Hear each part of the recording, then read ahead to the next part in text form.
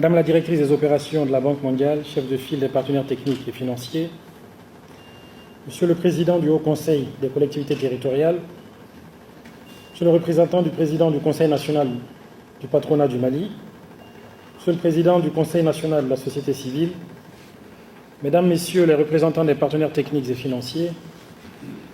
Monsieur le Président de l'Office central de lutte contre l'enrichissement illicite, Monsieur le Président de l'Autorité de régulation des marchés publics et des délégations de services publics, honorables invités, Mesdames et Messieurs, je voudrais tout d'abord vous souhaiter la bienvenue et vous remercier très chaleureusement pour votre participation à la session politique conjointe de la revue du CRED et de la revue budgétaire conjointe. Permettez-moi de remercier au nom du Président de la République l'ensemble des partenaires techniques et financiers pour leur concours précieux dans la mise en œuvre de nos politiques et stratégies de développement. C'est avec un plaisir renouvelé que je préside la session politique de la revue conjointe du CRED et de la RBC qui nous réunit cet après-midi. À l'instar de la session de l'année dernière, la tenue conjointe de cette revue politique marque la volonté réaffirmée du gouvernement de poursuivre les efforts visant à améliorer les résultats de l'exécution des politiques publiques en lien avec les allocations des ressources budgétaires et financières de l'État et des partenaires techniques et financiers et de poursuivre l'exercice de redevabilité, gage de bonne gouvernance. Madame le chef de file, Mesdames et Messieurs, la revue annuelle de nos politiques et stratégies de développement vise à en examiner les résultats majeurs, de formuler des orientations et proposer des solutions permettant une amélioration des résultats dans les différents secteurs. Il s'agit de s'assurer que les politiques et stratégies gouvernementales de relance économique, de réduction de la pauvreté et des inégalités et de développement durable sont appliquées de manière satisfaisante pour atteindre à moyen terme les objectifs de développement durable. Madame le chef de file, honorables invités, Mesdames et Messieurs,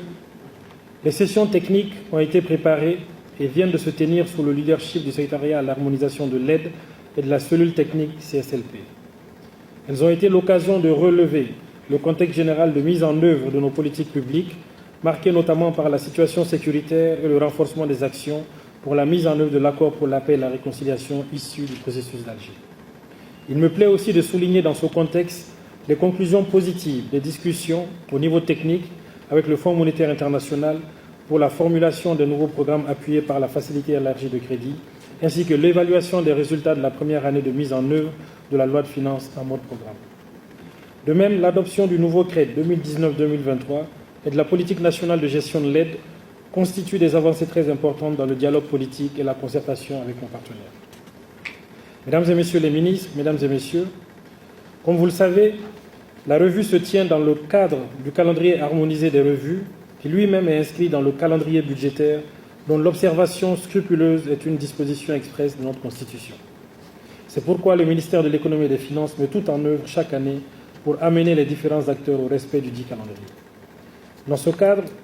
des efforts importants d'harmonisation et de rationalisation du processus des revues sont déployés pour axer la tenue des revues sur l'atteinte des résultats et des impacts attendus de la mise en œuvre des politiques publiques. Au terme des sessions techniques, des recommandations pertinentes sont ressorties des débats et sur lesquelles notre session politique devra se pencher en donnant des orientations claires pour les adresser de manière adéquate. Ainsi, ces recommandations sont résumées autour de quatre thématiques majeures. En premier lieu, nos réflexions devront se focaliser sur la problématique de la mobilisation des ressources intérieures à travers des mesures concrètes envisagées pour l'élargissement de l'assiette fiscale en relation avec la baisse importante de la pression fiscale en 2018. En second lieu, le financement de la décentralisation est ressorti comme une question majeure qui nécessite d'être approfondie, notamment dans le contexte de la réforme du mécanisme du Fonds national d'appui aux collectivités territoriales. Dans cette voie, la mise en œuvre du plan d'action des transferts des ressources aux collectivités territoriales et les mesures envisagées pour améliorer le mécanisme de financement de la décentralisation seront au centre de nos échanges. La mise en œuvre du calendrier harmonisé des revues constitue la troisième thématique qui nous est soumise. Elle connaît des dérapages importants, particulièrement cette année 2019, avec le retard général accusé dans l'organisation et la tenue de toutes les revues sectorielles, ce qui porte un préjudice sérieux dans nos engagements. Enfin, la quatrième thématique est centrée sur la gouvernance en général et en particulier sur les mesures concrètes à court et moyen terme pour assurer l'effectivité des suites des recommandations issues des rapports du Bureau du vérificateur général à travers les sanctions administratives et les suites judiciaires. Mesdames et messieurs, avant de conclure,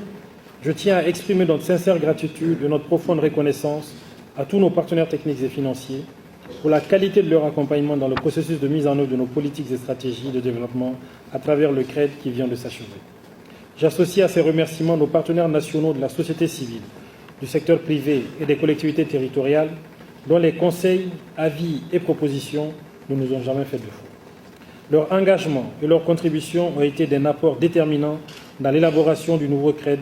récemment adopté par le Conseil des ministres le 29 mai 2019 et qui prend le relais du CRED 2016-2018 pour compter du 1er janvier 2019. En souhaitant plein succès à nos travaux, je déclare ouverte la session politique conjointe de la RBC et de la revue du CRED au titre de l'année 2019. Je vous remercie de votre aimable attention.